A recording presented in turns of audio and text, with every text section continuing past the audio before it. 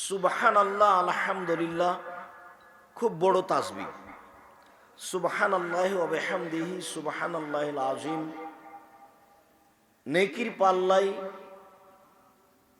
খুব ভারী।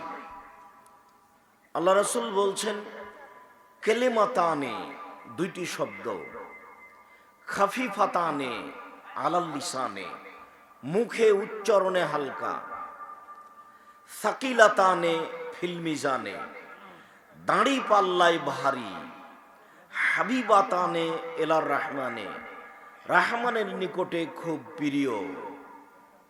এক, সুবহানাল্লাহি ওয়া বিহামদিহি। দুই, সুবহানাল্লাহিল আযীম। দাঁড়ি পাল্লাই খুব ভারী, আবার আল্লাহর প্রশংসা, এরপরেও সারা দিন সুবহানাল্লাহ বলেন। আল্লাহ এর নেকি নিজে লিখবেন না, ফেরেশতাকে বলবেন তুমি লিখে দাও। কিন্তু আপনি সিয়াম পালন করবেন, ভোর রাত্রে আজানের পূর্বে খেয়েছেন, সন্ধ্যার সময় সূর্য ডুবলে ছেড়ে দিবেন, আর দিনে কিছু করেননি, 5 ওয়াক্ত সালাত আদায় করেছেন, সুবহানাল্লাহ আলহামদুলিল্লাহ কোরআন তেলাওয়াত কিছুই করেননি, কিন্তু তার নেকি আল্লাহ নিজে হাতে দিবেন, কাউকে দিতে দিবেন না। তাহলে ইবাদতের জগতে ভিন্ন ধরনের ব্যতিক্রম ইবাদত হলো সিয়াম, রোজা।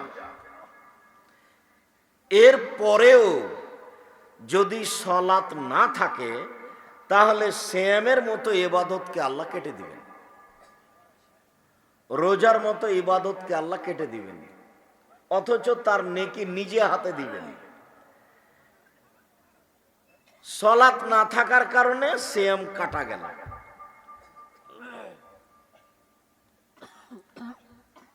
হজ একটা বড় ইবাদত।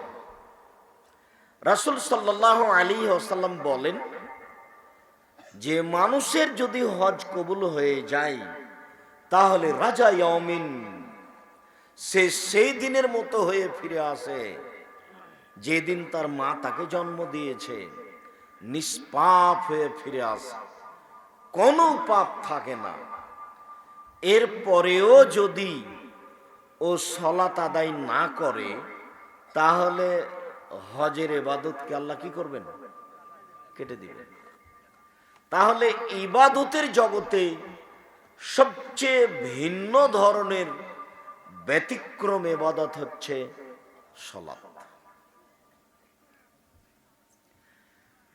রাসূল সাল্লাল্লাহু আলাইহি ওয়াসাল্লাম বলেন, লাইসা শাইউন আকরামু ইনদাল্লাহি মিনাদ দুআয়ে।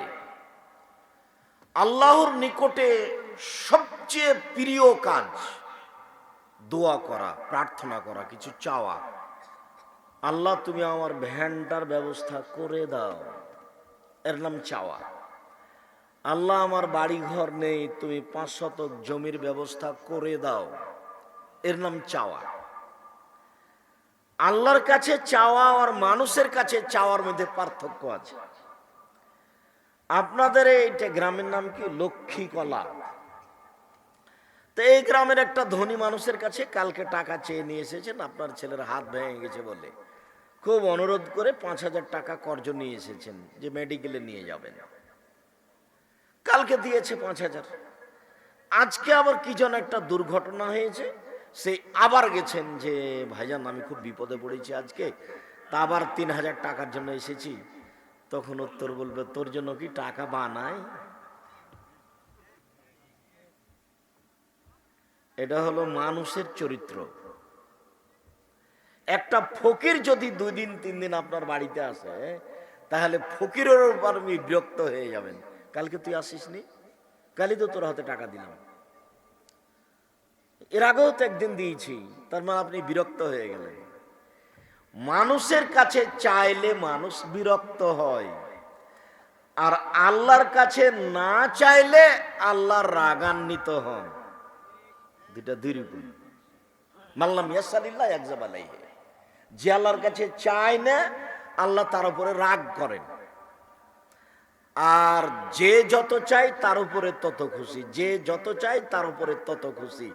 লাইসা শাইউন আকরামু ইনদাল্লাহি মিনাস সাওয়াল, চাওয়ার চেয়ে আল্লাহর নিকটে চাওয়ার চেয়ে আল্লাহর কাছে কোনো কাজ প্রিয় নয়। তো আপনি যদি সালাত আদায় না করেন তাহলে আল্লাহর কাছে চাওয়া কাজটাকে আল্লাহ কি করে দিবেন? কেটে দিবেন। রাসূল সাল্লাল্লাহু আলাইহি ওয়াসাল্লাম বলেন যে লাইসা শাইউন আহাব্বু ইলাল্লাহি মিন কাতরাতাইনি ওয়া আসারাইনি, কাতরাতুন ফি দুবুইন মিন খাশিয়াতিল্লাহ। আল্লাহর ভয়ে এক ফোঁটা চোখের পানি আল্লাহর কাছে যত প্রিয়, পৃথিবীর কোনো কিছু আল্লাহর কাছে তত প্রিয় নয়। এক ফোঁটা চোখের পানি, আল্লাহর ভয়ে যদি এক ফোঁটা চোখের পানি পড়ে তাহলে এর চেয়ে আল্লাহর কাছে পৃথিবীতে আর কোনো ইবাদত প্রিয় নেই, এটাই সবচেয়ে প্রিয়।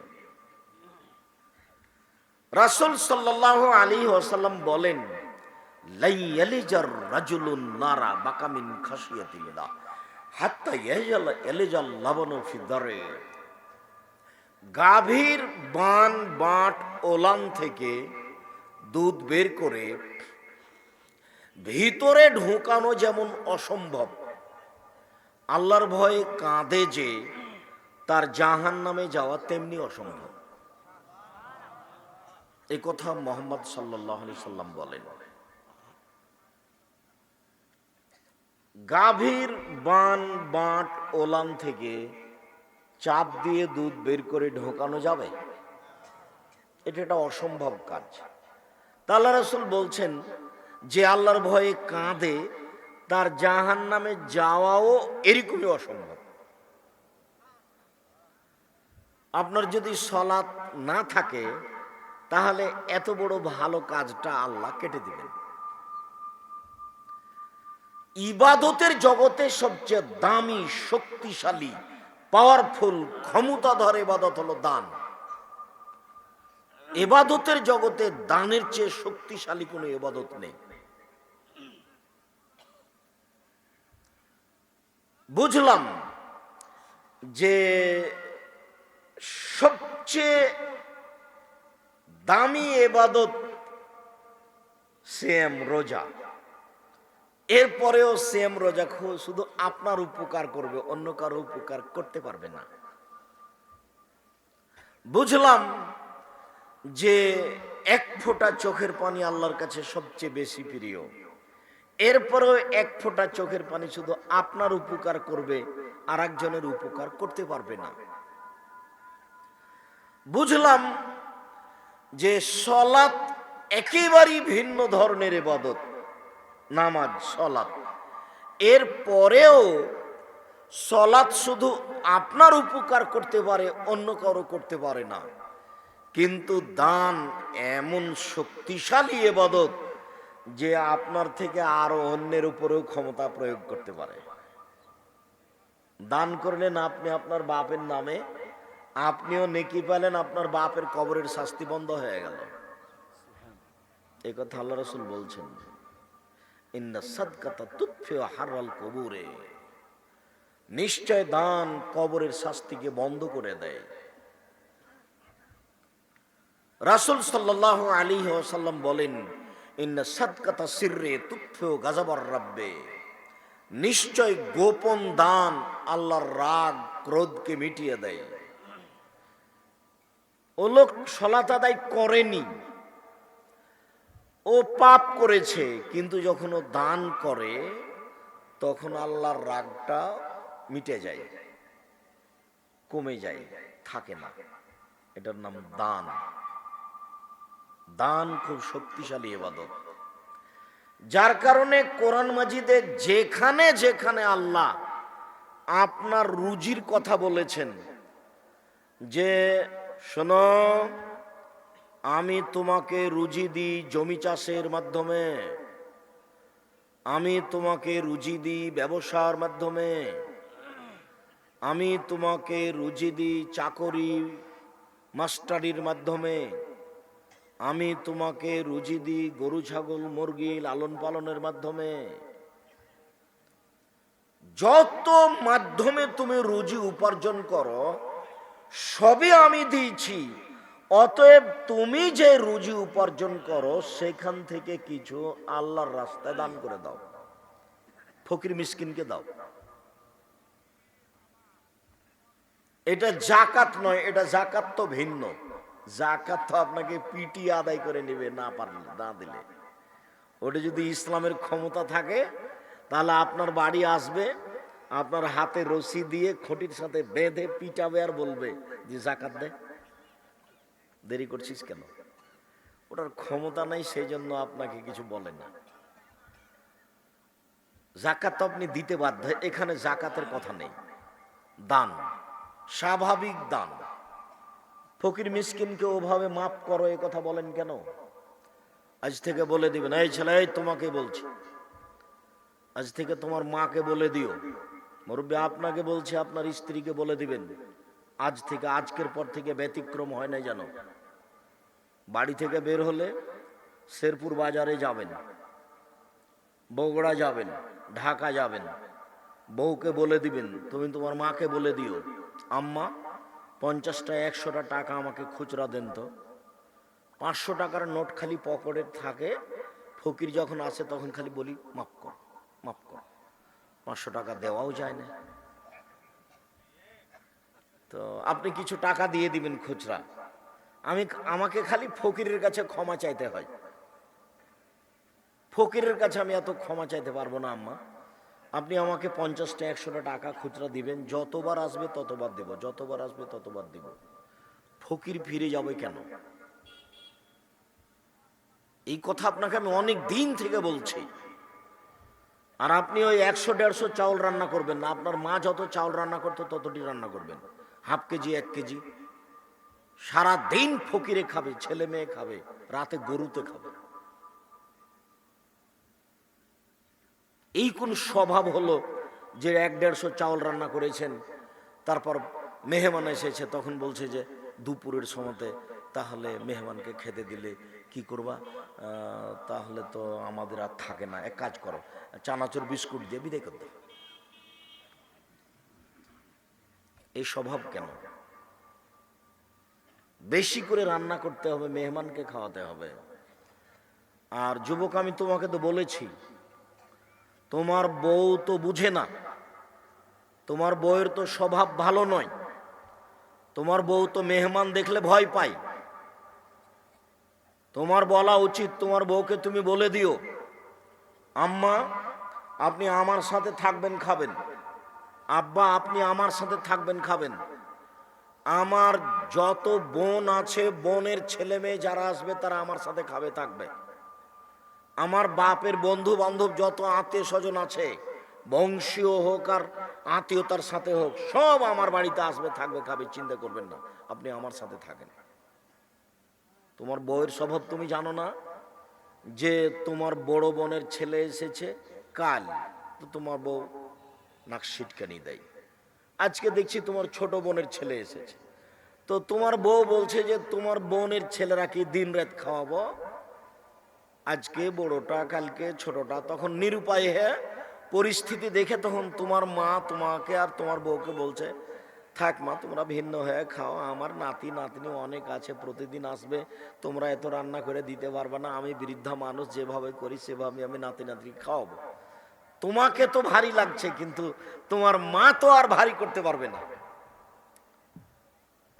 তোমার বোনের ছেলেকে তোমার মা তো আর ভারী করতে পারবে না। তোমার ভাইয়ের ছেলেকে তোমার মা তো আর ভারী করতে পারবে না। তোমার মা তো আর বলতে পারবে না, যা এখন আসছিস কেন, তোকে খেতে দিতে পারবো না। একবারে খোলা বলে দিতে হবে, সবাই তোমার বাড়িতে খাবে। শোনো, আল্লাহ শুধু তোমাকে আর তোমার বউ দুইজনকে রুজি দিচ্ছিল, এবার তোমার মা আসলো 3 জনকে রুজি তোমার হাত দিয়ে দিবে। এবার তোমার বাপ আসলো 4 জনকে তোমার হাত দিয়ে রুজি দিবে। এবার তোমার বোনের ছেলে এসেছে 5 জনকে তোমার হাত দিয়ে রুজি দিবে। তোমার হাতটাকে কিভাবে আল্লাহ বাড়াচ্ছে দেখো। যত মানুষ বেশি হবে তত তোমার বাড়িতে বরকত হবে। তুমি এক হাতে দেখবা যে 10 জন 20 জন মানুষকে খাওয়াচ্ছ। আর যত মনটা সংকীর্ণ করবে তখন দান করা তো দূরের কথা, ভিক্ষা বের করা কঠিন হবে। ভিক্ষা বের করতে ভারী লাগবে। গ্রামের মক্তবের ওই লোকটা যদি এসে 1 পো 250 চাউল চায়, 250, তাহলে তোমার বইয়ের মাথা খারাপ হয়ে যাবে। ইবাদতের জগতে সবচেয়ে দামি, শক্তিশালী, ব্যতিক্রম, ভিন্ন ধরনের পাওয়ারফুল ইবাদত হলো দান। কোন ইবাদত এর কাছে টিকতে পারে না। নীতিগতভাবে দান করতে শিখবেন, নীতিগতভাবে ফকির মিসকিনকে দিতে শিখবেন, কৃপণতা কেটে যাবে। আর কৃপণ লোক জান্নাতে যায় না। আল্লাহ রাসূল সকাল সন্ধ্যায় এভাবে বলতেন, আল্লাহুম্মা ইন্নী আউযু বিকা মিনাল বুখলে, হে আল্লাহ তোমার কাছে আমি কৃপণতা থেকে বাঁচতে চাই। তাহলে কৃপণতা কি জিনিস? যার থেকে নবী দিন রাত বাঁচতে চাইতেন। আল্লাহ তুমি আমাকে কৃপণতা থেকে বাঁচাও, আল্লাহ তুমি আমাকে কৃপণতা থেকে বাঁচাও। আবার রাসূল সাল্লাল্লাহু আলাইহি সাল্লাম বলছেন, সালাসাতুন মুহলিকাতুন সালাসাতুন মুনজিয়াতুন, 3 ধরনের কর্মে মানুষ ধ্বংস হবেই। 3 শ্রেণীর মানুষ ধ্বংস হবেই। তার এক শ্রেণীর মানুষ হচ্ছে সহুন মোতা, কৃপণতাকে মেনে নেয়। যে 10 টাকা দান করতে চেয়েছিল, তারপরে কোন এই বাচ্চা, ছেলেটা আপনার সামনে দিয়ে হাঁটছে কি করে? ও তো কথা বুঝে না, কিন্তু আরেকজনের তো ক্ষতি করছে। খুব সাবধান। কোনো বাচ্চা উঠতে চাইলে কিছু সময়ের জন্য তাকে আটকিয়ে রাখবেন। আর দয়া করে আপনি এখন কোনো পেশাব পায়খানার আমাকে প্রয়োজন দেখাবেন না, অল্প সময় পরেই যাবেন। আপনি মনে করবেন না যে আব্দুর রাজ্জাক সাহেব এসেছেন তাতে কি হলো, বাদাম খাবার বসে থাকবো। এই নোংরা আচরণ আমাকে দেখাবেন না, আপনাকে আমি অনেক ভালোবাসি। আর বগুড়ার লোক হিসেবে আরো ভালোবাসি।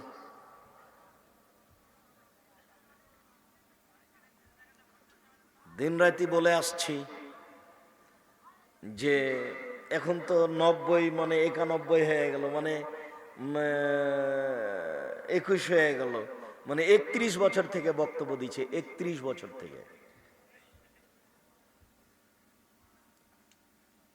31 বছর থেকে আমি কোনোদিন অপ্রয়োজনীয় বাক্য বলিনি। 31 বছরে আমি কোনোদিন কেসা কাহিনী বলিনি।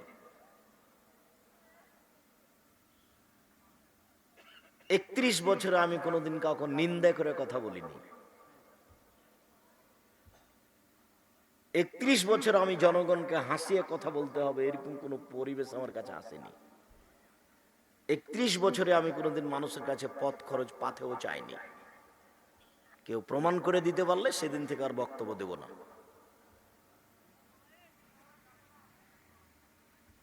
কাজেই যদিও আশা এখন কঠিন, আপনার ভালোবাসা অনেক, তবু আমি সময় করতে পারি না। চলে আসলে ভাই বোন আত্মীয় স্বজন ছেলে মেয়ে খালা ফুফু সবাই আসবেন সম্ভবপর, আমি আপনার কিছু না কিছু উপকার করবই করব ইনশাআল্লাহ। কিছু না কিছু উপকার করবই করব ইনশাআল্লাহ। যদি জানতে পারেন যে আব্দুর রাজ্জাক সাহেব এসেছেন, তাহলে আশেপাশে কেউ আসবেন না। আপনি তো বহুদূরের কথা, হিন্দু যদি আসে আমি তার কিছু উপকার করব ইনশাআল্লাহ। কত হিন্দু বক্তব্য নিয়ে দিন রাত পড়ে আছে, কানে লাগিয়ে রেখেছে। কত হাজারো হিন্দু, কত হাজারো হিন্দু তার পারিবারিকভাবে এই কথাগুলি কাজে লাগাচ্ছে। এটা হিন্দু যদি মানুষকে দান খেরাত করে, তাহলে তার বাড়িতে শান্তি অবতীর্ণ হবে দুনিয়াতে, মারা গেলে শেষ। একটা হিন্দু মানুষের দান ইহকালে সুবিধা দিবে, পরকালে কোনো সুবিধা দিতে পারবে না। ওটা লা ইলাহা ইল্লাল্লাহ ছাড়া টিকে না। আগে বলতে হবে আশহাদু আল্লা ইলাহা ইল্লাল্লাহ ওয়া আশহাদু আন্না মুহাম্মাদুর রাসূলুল্লাহ, আমি সাক্ষ্য দিচ্ছি আল্লাহ ছাড়া কোনো মাবুদ নাই, আমি সাক্ষ্য দিচ্ছি মুহাম্মদ আল্লাহর রাসূল। এই কথা বলার পরে যদি 10টা টাকা দেয় তাহলে এটা আবার পরকালে পাওয়া যাবে, তাছাড়া এটা হবে না, ওইটা দিয়ে সিরিয়াল। কথাটা এসেছে খুব শক্ত করে বলে রাখলাম, মনে রাখিয়েন। রাসূল সাল্লাল্লাহু আলাইহি সাল্লাম বলেছেন মানুষের অর্থ সম্পদ 3 ভাগে বিভক্ত। মানুষ যা উপার্জন করে তা 3 ভাগে বিভক্ত। 1 মা কালা ফাফনা, যা খেলো তা নষ্ট হলো। ও মা লাবেসা ফাবলা, যা পড়লো তা পুরাতন করলো, পুরাতন হয়ে নষ্ট হয়ে গেল। ও মা আতা ফাক্তানা, যা দিল তা জমা থেকে গেল। যা দান করলো তা জমা থেকে গেল। এটা কাউকে বুঝাতে হবে না, যেটা ফকিরে বলে সেটাই ঠিক, কিন্তু আপনার কৃপণতার কারণে আপনি ফকিরকে ভালো করে ভিক্ষা দিতে পারেন না।